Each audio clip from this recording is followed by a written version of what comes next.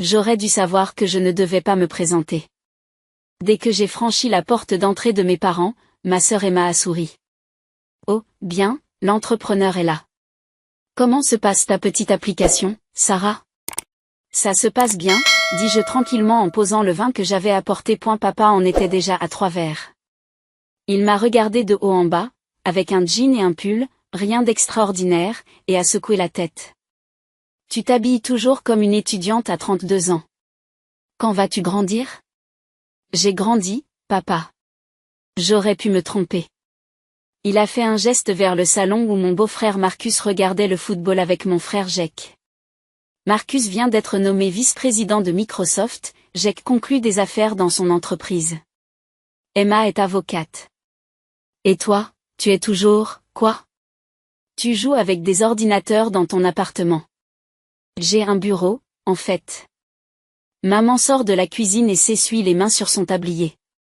Sarah, chérie. Nous voulions t'en parler. Ton père et moi sommes inquiets. Tu as 32 ans. Tu n'as pas d'emploi stable. Pas d'avantages sociaux. Quel est ton plan pour la retraite, une assurance maladie? J'ai les deux. Grâce à quoi? Ta petite application. Papa a ri et ce n'était pas gentil. Allez, on y va. Sois réaliste. Combien gagnes-tu réellement? J'aurais pu leur dire. J'aurais pu leur dire que ma petite application avait généré 47 millions de dollars de chiffre d'affaires l'année dernière, que j'employais 340 personnes dans 3 bureaux.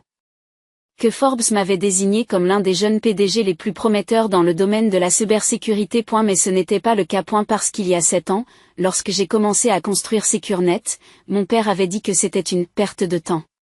Lorsque j'ai obtenu mon premier financement, 2 millions de dollars de la part d'une société de capital risque, il m'a dit que je jouais avec de l'argent de Monopoly qui allait disparaître. Lorsque j'ai embauché mon 10e employé, maman m'a demandé quand j'allais devenir sérieux et chercher un vrai travail. J'ai donc arrêté de leur dire des choses.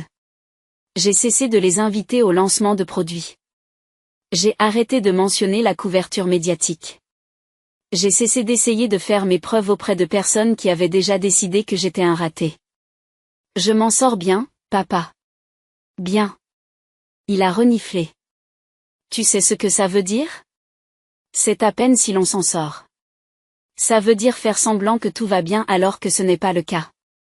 Emma pose son verre de vin. Sarah, nous n'essayons pas d'être méchants. Nous sommes inquiets. Cela fait quoi, 7 ans, que tu fais ce truc de l'application? Et tu vis toujours dans ce petit appartement à Austin. Vous conduisez une Honda vieille de 10 ans. Vous ne partez jamais en vacances. J'aime mon appartement. Ma voiture fonctionne. Et je suis occupée.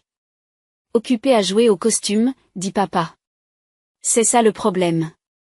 Vous êtes tellement occupé à faire semblant de diriger une entreprise que vous ne voyez pas la réalité. Ton application n'est pas réelle. C'est un hobby qui est devenu incontrôlable. Jake est entré, une bière à la main. Qu'est-ce que j'ai raté? On parlait de l'empire imaginaire de Sarah, dit papa et tout le monde rit. Tout le monde sauf Marcus. Marcus travaillait dans la division Enterprise Security de Microsoft. Il avait été silencieux toute la soirée et maintenant il me regardait avec une expression étrange. Mais il n'a rien dit. Tu sais ce qui fait le plus mal? Maman a dit, sa voix devenant douce de cette façon qui était pire que la colère. Quand les gens me demandent ce que fait ma fille, je suis obligée d'inventer quelque chose. Je leur dis que tu es technicienne. Je ne peux pas dire que tu fais semblant d'être le PDG d'une fausse entreprise. Ce n'est pas faux. Alors pourquoi n'avons-nous rien vu? Demande Emma. Pas de bureau. Pas d'employés que nous avons rencontrés. Aucune preuve. Tout ce que nous savons, c'est que vous êtes assis dans votre appartement à jouer sur votre ordinateur portable toute la journée. J'ai un bureau. J'ai des employés. Bien sûr que vous en avez. Papa se lève, en se balançant légèrement. Tu sais ce que je pense? Je pense que tu es gêné. Je pense que tout s'est effondré et que tu es trop fier pour l'admettre. C'est pour ça que tu ne nous montres rien. C'est pour ça que tu es toujours trop occupé pour venir nous voir. Tu te caches. Je ne me cache pas. Alors, prouvez-le. Montre-nous ton bureau. Présentez-nous vos employés. Montrez-nous une seule preuve que cette société d'application existe réellement. Je suis resté là, tenant mon verre de vin, sentant cette année de licenciement s'abattre sur moi. J'aurais pu sortir mon téléphone, leur montrer l'article de Bloomberg d'il y a 3 mois sur la croissance explosive de SecureNet, leur montrer mon LinkedIn avec 47 000 followers, leur montrer n'importe quoi. J'étais fatigué. Je n'ai pas besoin de vous prouver quoi que ce soit. Parce que vous ne pouvez pas, dit Jack. Allez, Sarah. Admets-le. L'application n'a pas fonctionné. Ce n'est pas ta faute. La plupart des startups s'échouent. Mais tu dois aller de l'avant. Trouve un vrai travail. C'est gênant de te voir t'accrocher à ce fantasme. Ma carrière n'est pas un fantasme. Arrête de jouer, Sue. Papa Harry, en disant cela comme une chute. C'est ce que tu dois entendre. Arrête de jouer. Arrête de faire semblant. Arrête de gaspiller ta vie pour quelque chose qui n'est pas réel. Ton application n'est pas réelle, ajoute maman. Et plus vite tu l'accepteras, plus vite tu pourras te construire une vraie carrière. J'ai regardé autour de moi. Mon père, ivre et dédaigneux. Ma mère, embarrassée par mon existence. Mes frères et sœurs, qui souriaient comme s'ils avaient gagné quelque chose. Marcus, qui n'avait toujours pas dit un mot, se contentant de me regarder avec cette expression étrange. Il faut que j'y aille. Oh, allez, dit Emma. Ne dramatise pas. On est juste honnête. Vous êtes cruel. Nous sommes réalistes, dit papa. Il faut bien que quelqu'un te dise la vérité. Ton application n'est pas réelle. Votre entreprise n'est pas réelle. Et il est temps d'arrêter de faire semblant et de rejoindre le monde réel. J'ai posé mon verre de vin avec précaution. Joyeux Thanksgiving. Je suis sortie. Derrière moi, j'ai entendu maman dire, elle est si sensible. Nous essayons juste de l'aider. Je suis montée dans ma Honda vieille de 10 ans, je n'ai remboursé aucune dette, mais il ne le savait pas. Et je suis rentrée dans mon petit appartement d'Austin. Celui que j'ai gardé parce que j'aimais le quartier et que je ne voyais aucune raison de déménager. Celui qui coûtait $2400 par mois, mais qui aurait pu coûter $10 000 sans que je ne sourcille. J'y n'ai pas pleuré. Il y a 3 ans, j'avais cessé de pleurer sur ma famille. Au lieu de cela, j'ai appelé ma directrice financière, Jennifer. Elle m'a demandé, comment s'est passé Thanksgiving? Papa m'a dit d'arrêter de jouer au PDG. Il a dit que mon application n'était pas réelle. Longue pause.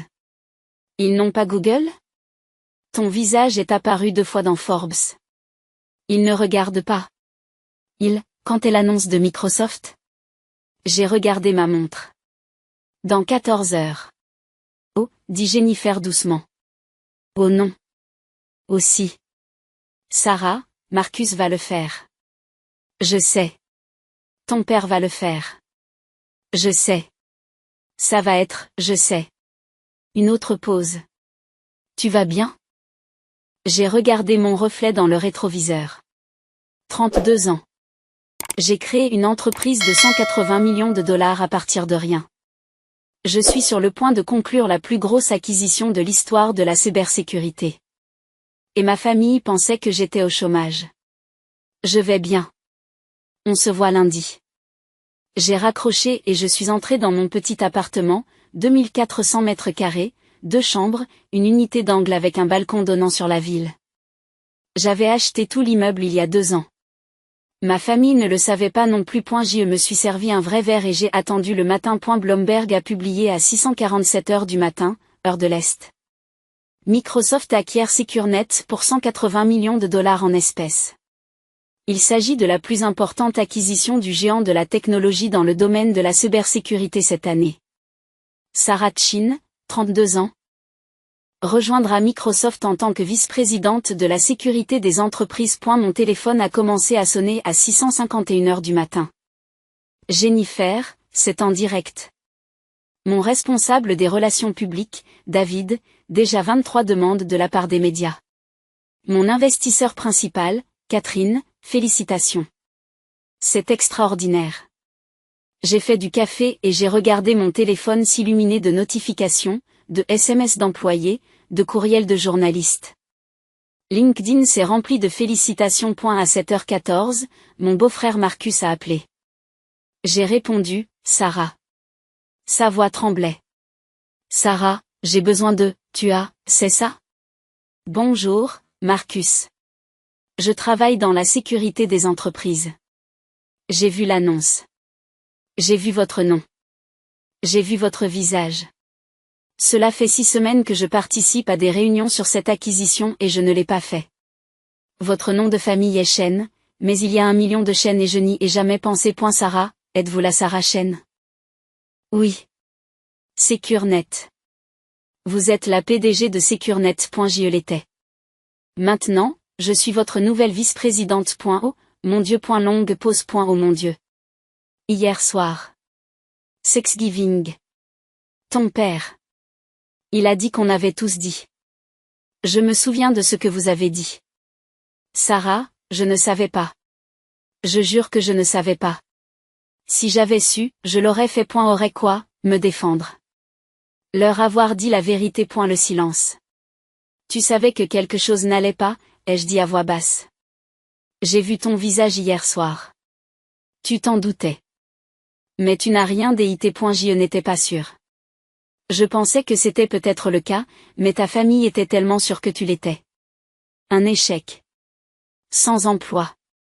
Un simple faux semblant. Je suis vraiment désolé. Vous appelez pour vous excuser ou pour m'avertir? Marcus. Tu as participé à des réunions sur cette acquisition. Tu connais les détails. Tu sais que je vais devenir ton patron. Vous savez que le communiqué de presse a été publié il y a 15 minutes. Je vous repose donc la question. Appelez-vous pour vous excuser ou pour m'avertir que ma famille est sur le point de l'apprendre? Il reprend son souffle. J'ai appelé ton père. Il y a 10 minutes. Il ne décroche pas. Ta mère non plus. Sarah, quand ils verront ça, je sais. Ton père a dit que ton application n'était pas réelle. Il a dit que tu jouais à faire semblant. Il t'a dit de trouver un vrai travail. Et elle l'a fait. C'est une acquisition de 180 millions de dollars. C'est vrai. Sarah, toute ta famille va réaliser qu'elle s'est trompée sur moi pendant 7 ans. Oui, je suis au courant. Qu'est-ce que tu vas faire? Rien. Je vais faire mon travail. Je vais aider Microsoft à intégrer SecureNet. Je vais gérer ma nouvelle équipe. Ce qui se passe avec ma famille, c'est leur problème maintenant? Pas le mien. Ils vont t'appeler. Probablement. Qu'est-ce que tu vas dire? J'y ai pensé. J'ai pensé à 7 ans de licenciement. 7 ans de moquerie. 7 ans à être traité comme une gêne. Je ne sais pas encore. À 7h43, mon père a appelé. Je l'ai laissé sur la boîte vocale. Il a rappelé à 7h46, puis à 7h52 et à 8h03. À 8h15, il a laissé un message vocal.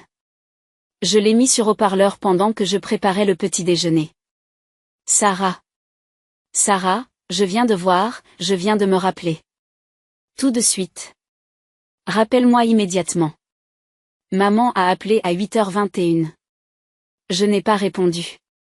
Emma a appelé à 8h34.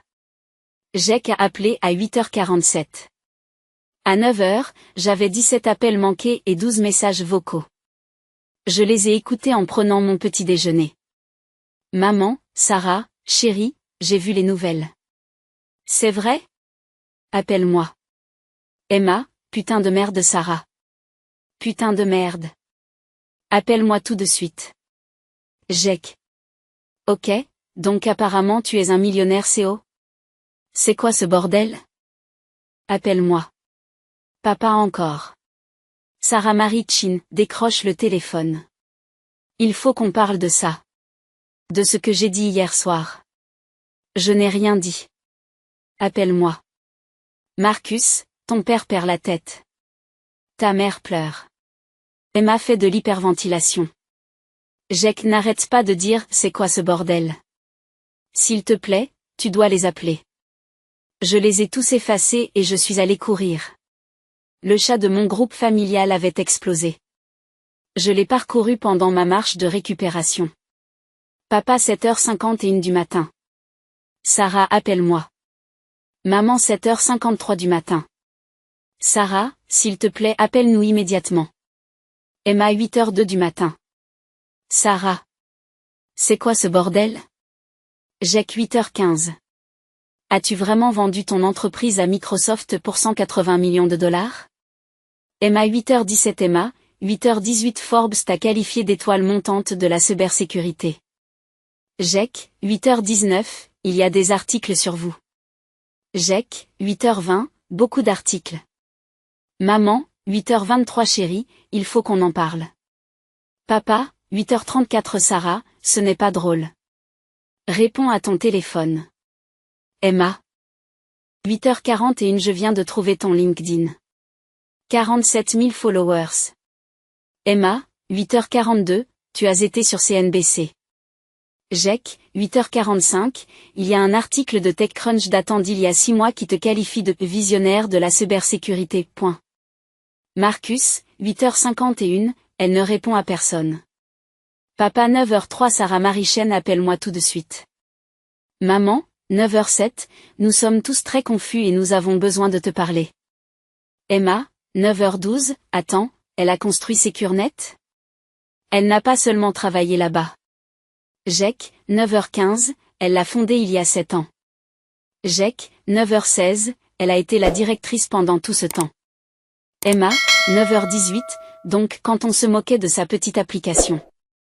Jack, 9h19, c'était une entreprise de 180 millions de dollars. Marcus, 9h24, cela fait 6 semaines que je participe à des réunions sur SecureNet. C'est la plateforme de sécurité d'entreprise la plus sophistiquée du secteur. Chez Microsoft, tout le monde est enthousiaste à l'idée de cette acquisition. Papa, 9h31. Marcus. Pourquoi tu ne nous l'as pas dit? Marcus, 9h33, je ne savais pas que c'était la société de Sarah. Elle ne nous a jamais dit le nom. Vous étiez tellement sûrs qu'elle échouait que je n'ai jamais fait le lien. Maman, 9h41. Sarah, appelle-nous s'il te plaît. Nous devons comprendre ce qui se passe. Papa, 9h52, on arrive à Austin. J'ai regardé ce dernier message pendant un long moment. Puis j'ai tapé non. Le chat est resté silencieux pendant 30 secondes. Papa 9h54, qu'est-ce que tu veux dire par ne pas le faire? Moi 9h55, je veux dire ne viens pas à Austin. Je ne veux pas te voir. Maman 9h56. Sarah, tu n'es pas raisonnable. Moi 9h56, je le suis. Emma 9h57, Sarah, on ne savait pas. Moi 9h57, vous n'avez pas demandé. Jack 9h58, vous ne nous l'avez jamais dit. Moi 9h59, j'ai arrêté de vous dire quoi que ce soit il y a 3 ans, quand vous m'avez fait comprendre que vous pensiez que j'étais un raté. Tu te souviens de l'anniversaire d'Emma? Quand tu m'as présenté à tes amis comme ma sœur qui est encore en train de comprendre les choses. Emma 10h01 du matin, ce n'est pas ce que je voulais dire. Moi 10h02, ou au dîner de promotion de Jack. Quand tu as dit à tout le monde que j'étais entre deux boulots. Jack 10h03, tu ne m'as jamais corrigé. Moi 10h04, parce que vous aviez déjà décidé qui j'étais. Et rien de ce que j'ai dit ne vous aurait fait changer d'avis. Papa 10h06, Sarah, nous avons fait une erreur. Nous sommes désolés, mais tu dois comprendre. Moi 10h07, je dois comprendre quoi? Que tu as passé 7 ans à te moquer de moi? À traiter mon entreprise de fausse? À me dire d'arrêter de faire semblant? À dire aux amis de maman que j'étais au chômage? À demander quand j'allais trouver un vrai travail.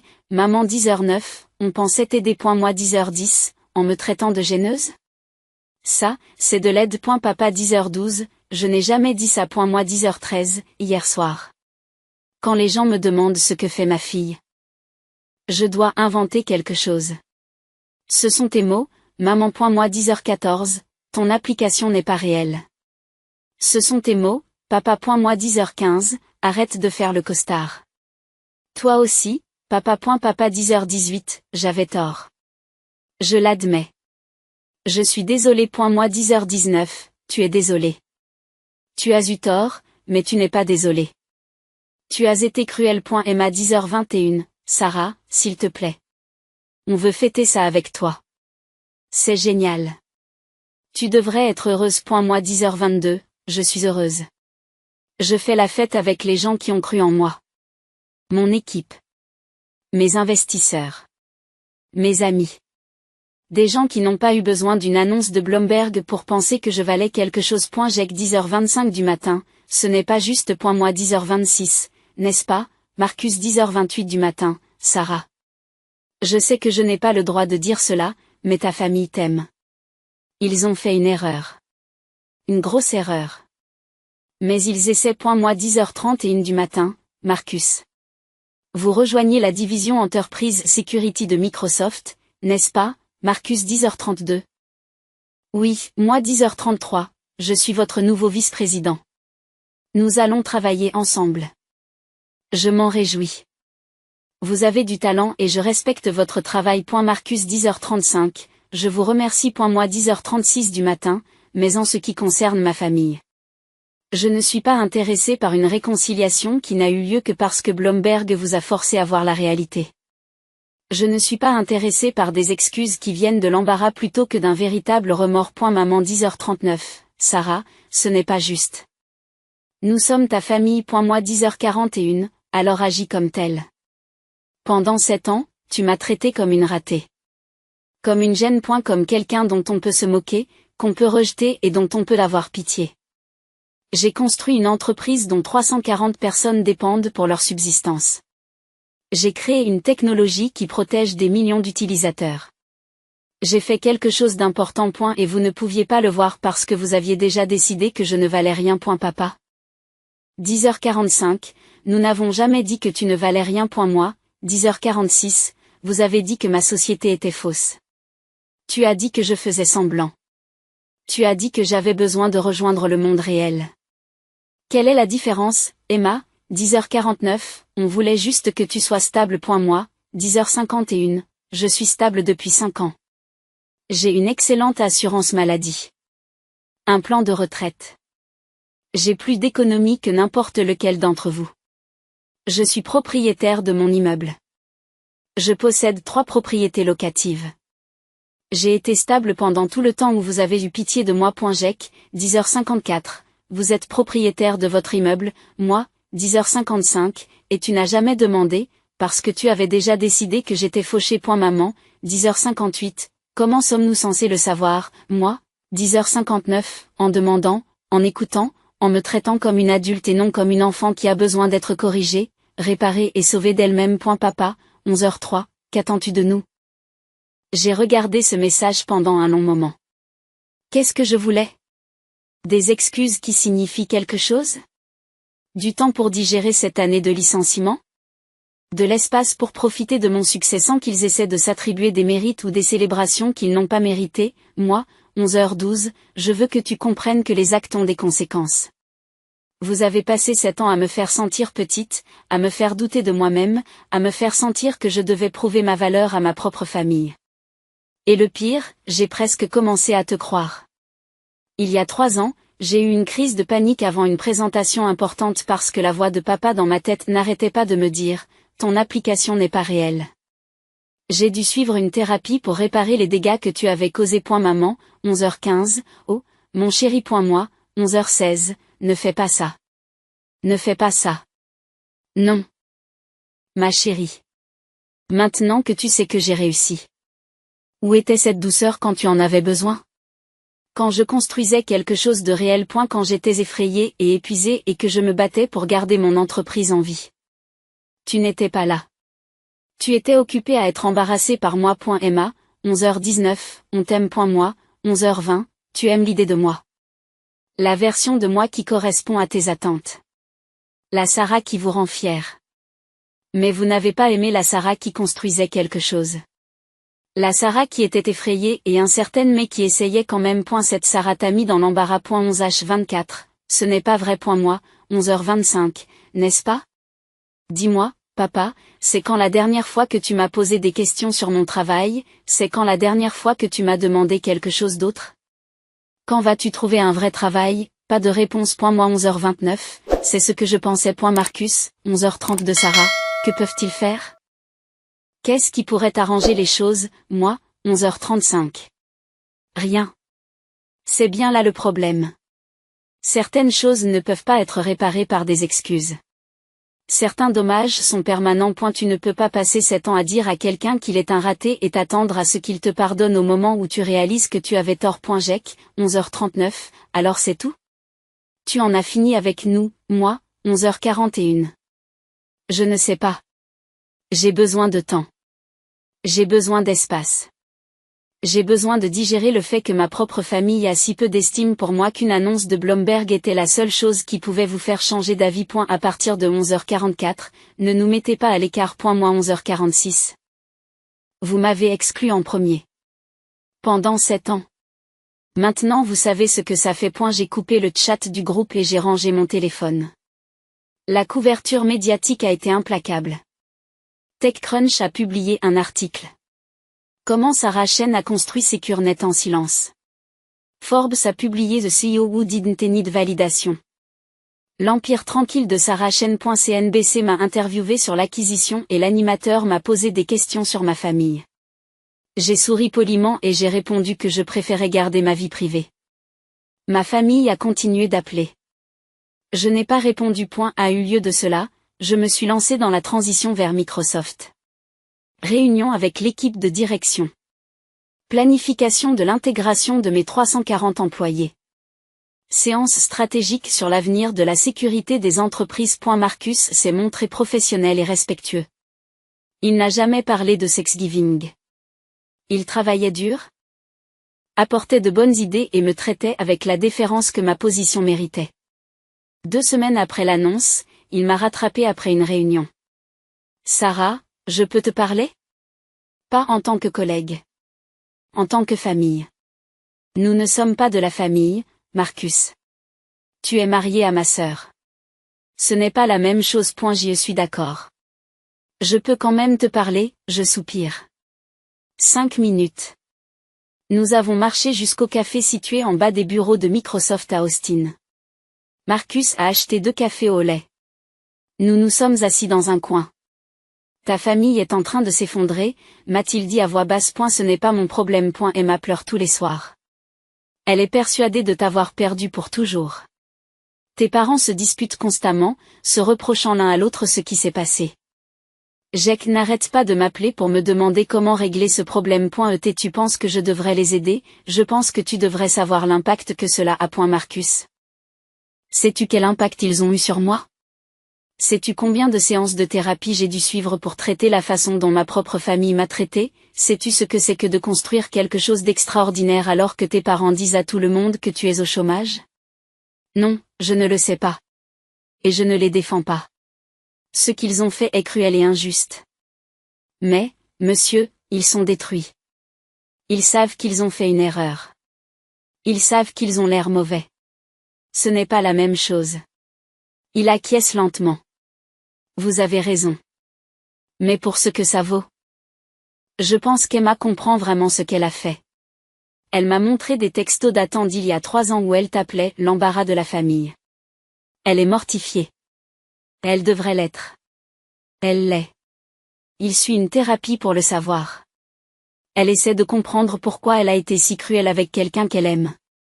J'ai remué mon café au lait sans rien dire. Je ne te demande pas de leur pardonner, a dit Marcus. Je ne te demande pas de te réconcilier. Je te demande juste de savoir qu'ils essaient. À leur manière, ils essaient. Ils essaient de se sentir mieux, peut-être? Probablement. Mais ils essaient aussi de comprendre. Ton père a lu tous les articles sur toi. Ta mère a acheté un livre sur les femmes dans la technologie. Jack s'est inscrit à un cours en ligne sur la cybersécurité. Ils essaient de comprendre ce qu'ils ont manqué. 7 ans trop tard. Oui. Mais mieux vaut tard que jamais. Je l'ai regardé. Tu es resté là à Thanksgiving et tu les as regardés se moquer de moi. Tu n'as rien dit. Pourquoi? Il a tressailli. Parce que je suis un lâche. Parce que je voulais les croire. Parce que c'était plus facile que de tenir tête à ton père. Parce que je n'étais pas sûre et que je ne voulais pas avoir l'air stupide si j'avais tort. Choisis une raison. Elles sont toutes vraies et toutes pathétiques.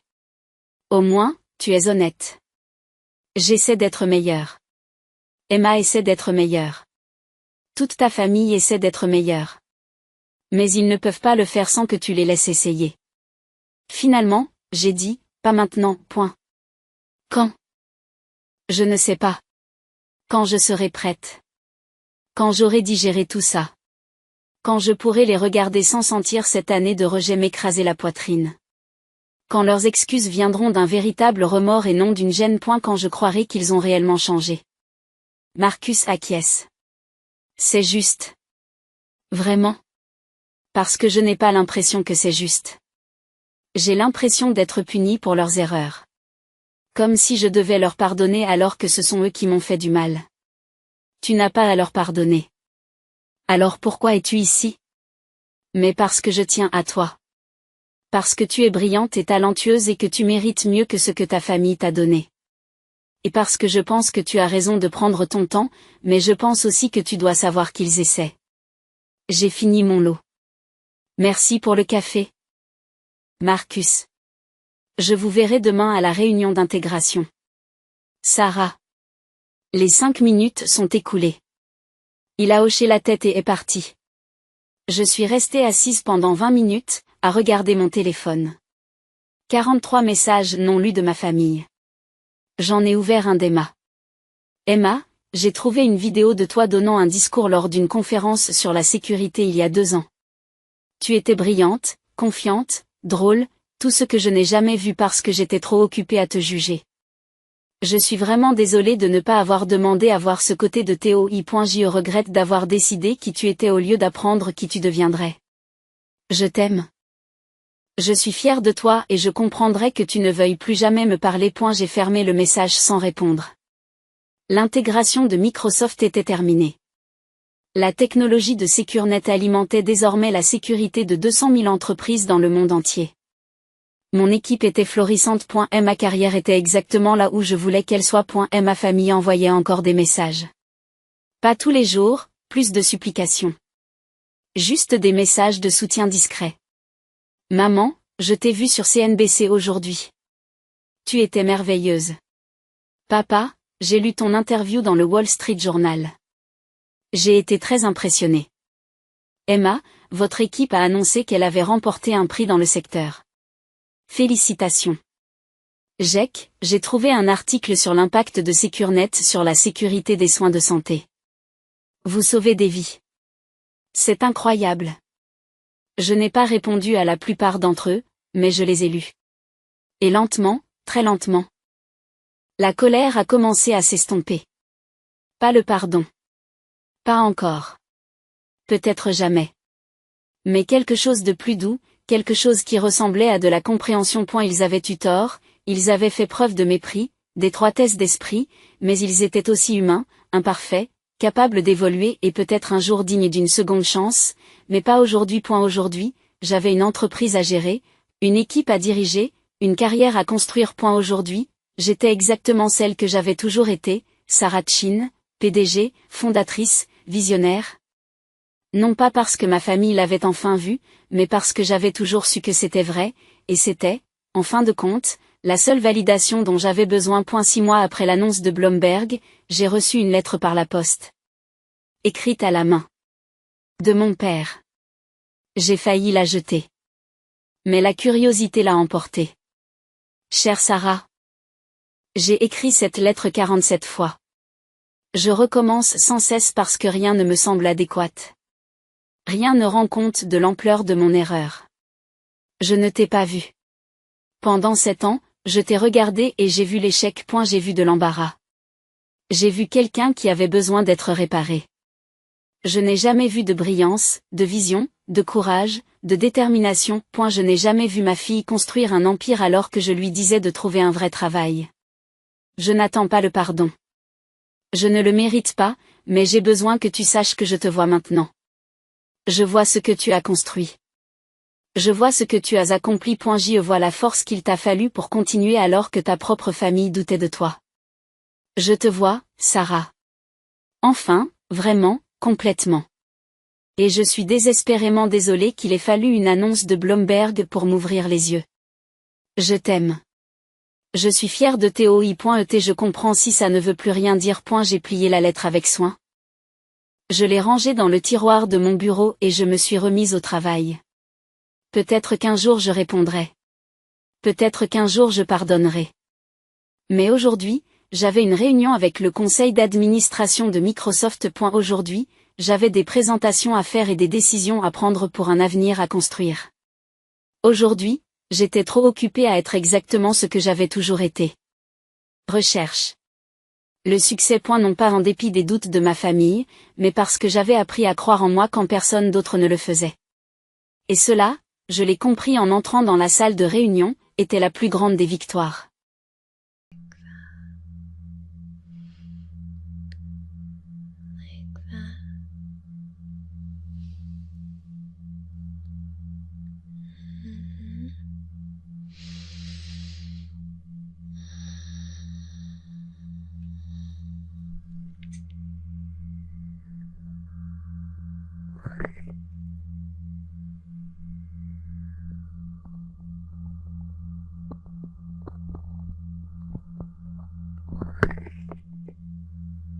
You don't have to think about a single thing right now. For once, your thoughts are quiet. Your brain is silent.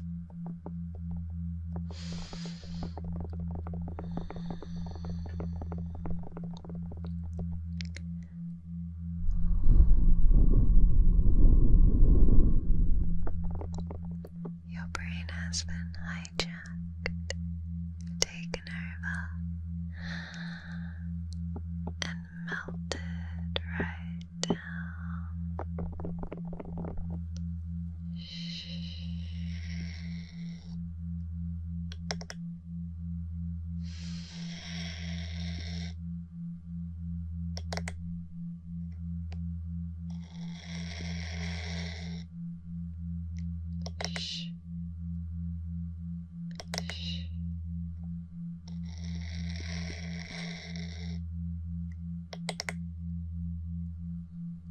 Does it make you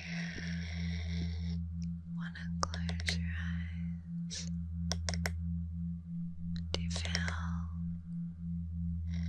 how it makes your eyelids feel heavier and heavier? Just begging to doze off.